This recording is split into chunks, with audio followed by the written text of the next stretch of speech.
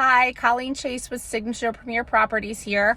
I am at a potential investment property and I am going to show you what it's like assessing an investment property with me. So we're here today at an expanded Cape in Merrick. Garage is down here, single car garage. The siding of the house looks good. The roof is to be determined. We'll walk in here through the front door.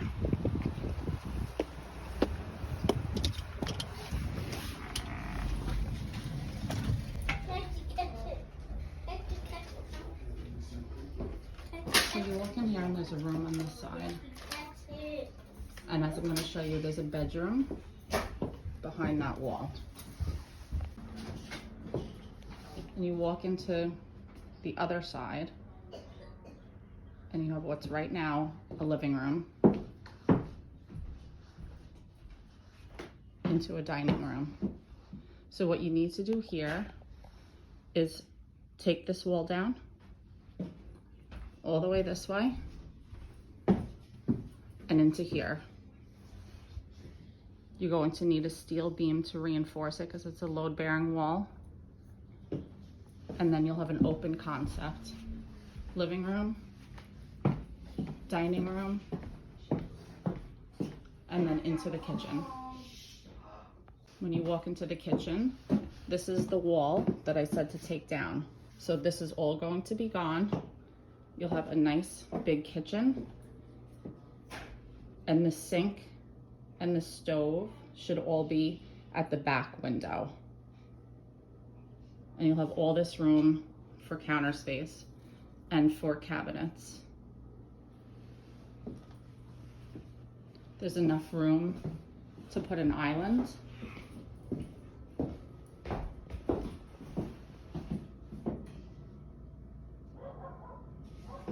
There's a door to get out back. The deck needs to be taken down. And there's a built-in pool.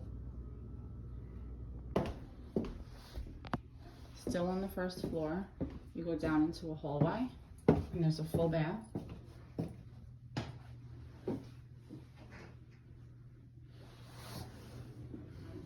Basement stairs, 2 closets, and then a small bedroom. And if you'll notice right here, this wall backs up to the room that I showed you when we first walked in.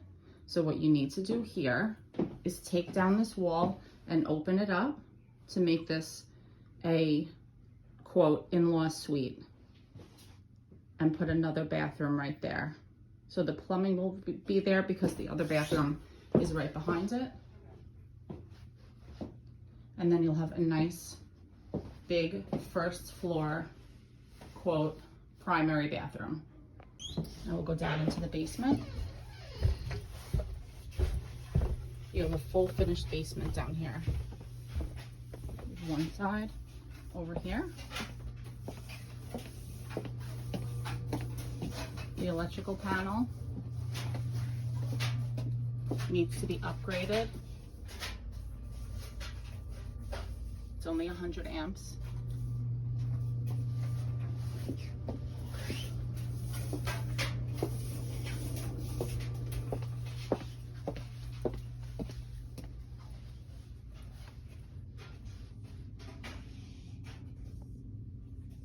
So that's the basement.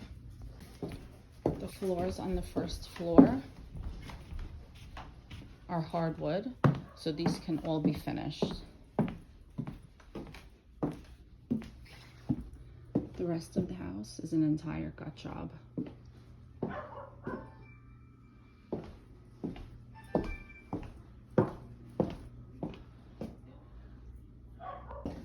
Now we're gonna head upstairs where there's 3 bedrooms and 1 full bath. This layout will stay exactly the same. Full bath right at the top of the stairs.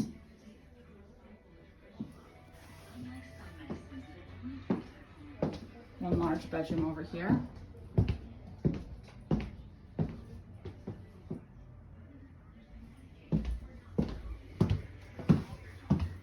smaller bedroom.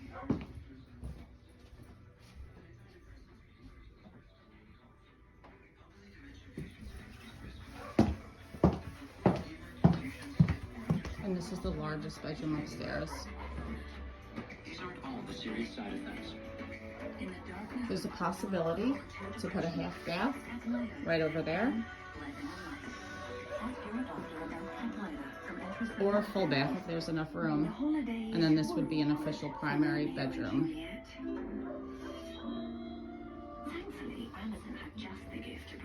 There's no attic space up here, so there's no place for an air handler for central air. So that will have to be located in the basement.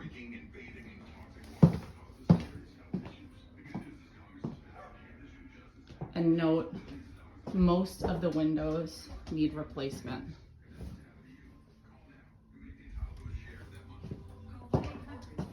And this is the Merrick renovation project.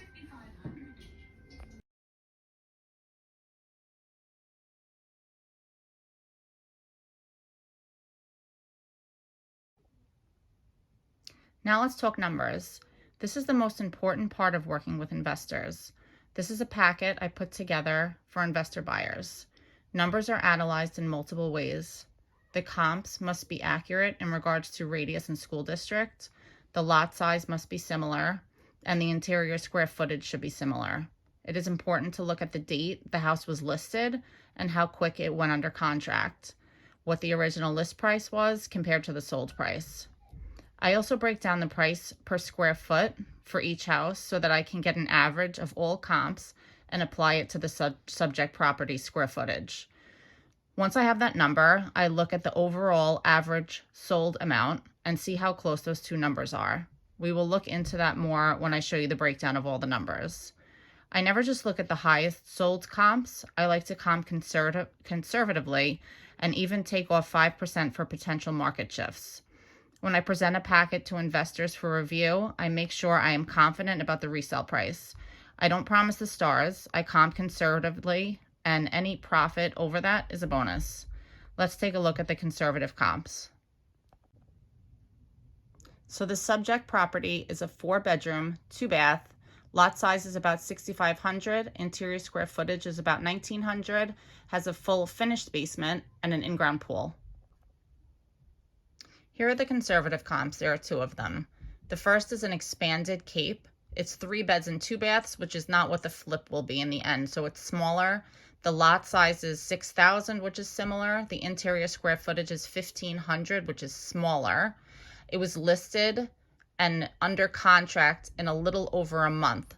Even though that's not as quick as we would like, it's not alarming because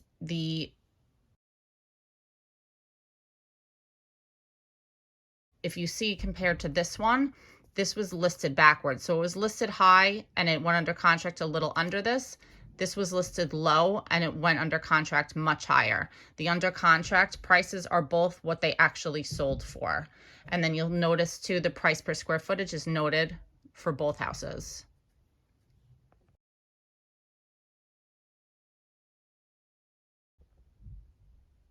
In the packet that I present to investors, I also have the MLS printout for the comps. So you see this was the first one with all the details, and this was the second one with all the details. So now let's take a look at some higher priced sold comps.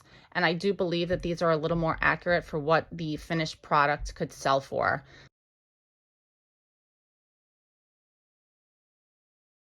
So the first is an expanded cape. It has 4 beds and 2 baths. The lot size is similar. The interior square footage is similar. And it was listed and under contract within 2 weeks.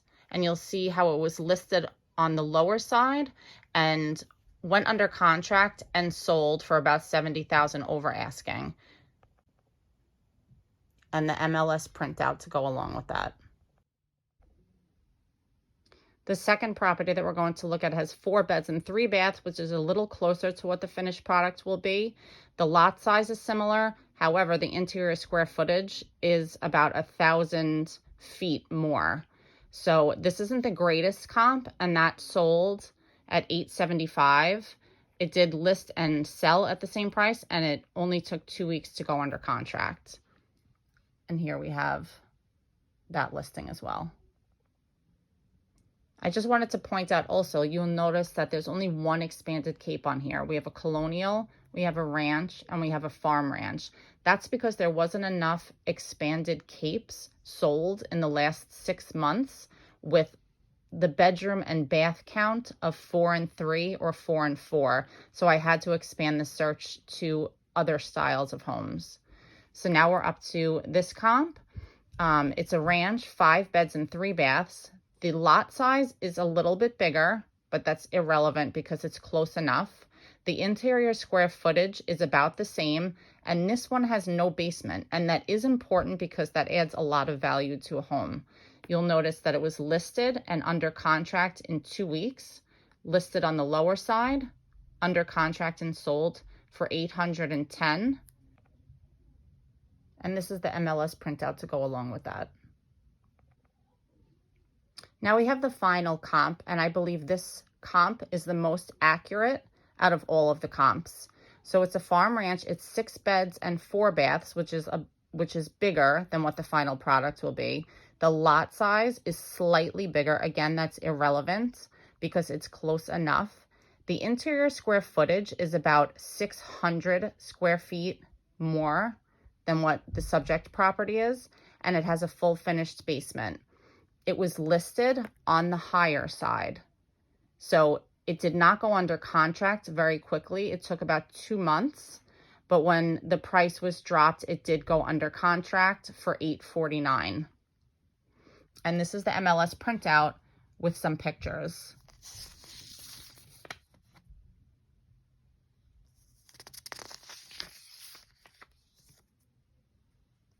This also has a built-in pool.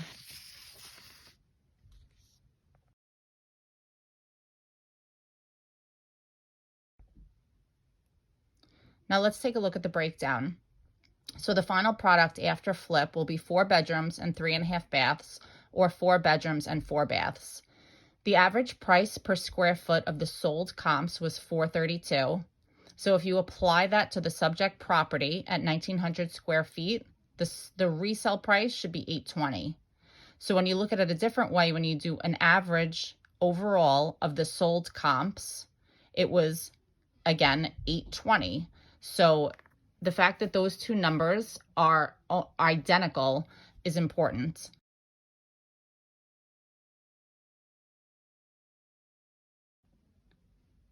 So now let's go back to the comp that I felt was the most accurate out of all of them. Even though it was a farm ranch and it has 2 more bedrooms than the subject property, the lot size is slightly bigger, and the interior square footage, which is the most important out of all of those numbers, is about 600 square feet bigger. So that sold for $849, let's say $850. And if you take off some consideration for the square footage and 2 extra bedrooms, I would say it brings you down to about $820, which is what, in analyzing all of the numbers, I came up with as well. So I feel pretty confident that $820 is a good resale price. So now let's look at the purchase price. If an offer was made for $520 and we factor in about $160,000 for renovation costs, we have to factor in carrying costs. I don't get involved in what people's carrying costs are. It's not really my business. That completely depends on if it's mortgaged, if it's hard money, or if it's all cash. So I leave that up to the investor to determine their carrying costs. I factor in real estate fees on the resale, the closing costs, and the taxes. So for this property, the all-in amount would be $715,000. To get a 10% profit, they would have to make $71,500. To get a 15% profit, welcome to my house. Play that music too loud. Show me what you do now. We don't have to go wild. the profit would be $85,000 to $105,000. So I would say it's around 15% for this renovation. Baby, take